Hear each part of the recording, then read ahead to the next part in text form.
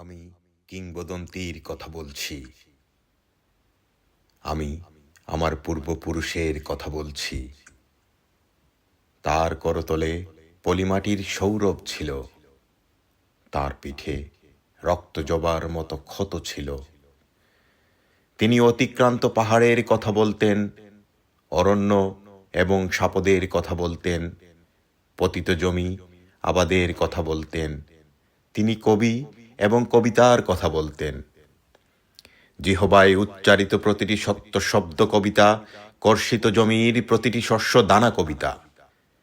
যে কবিতা শুনতে জানে না সে ঝড়ের আর্তনাদ শুনবে, যে কবিতা শুনতে জানে না সে দিগন্তের অধিকার থেকে বঞ্চিত হবে, যে কবিতা শুনতে জানে না সে আজন্ম কৃতদাস থেকে যাবে।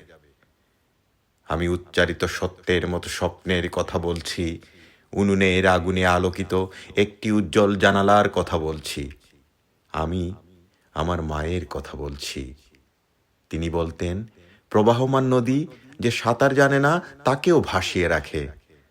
যে কবিতা শুনতে জানে না সে নদীতে ভাসতে পারে না।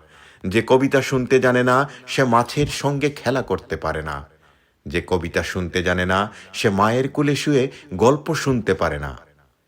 আমি কিংবদন্তির কথা বলছি, আমি আমার পূর্বপুরুষের কথা বলছি। আমি বিচলিত স্নেহের কথা বলছি, গর্ভবতী বোনের মৃত্যুর কথা বলছি। আমি আমার ভালোবাসার কথা বলছি। ভালোবাসা দিলে মা মরে যায়, যুদ্ধ আসে ভালোবেসে মায়ের ছেলেরা চলে যায়।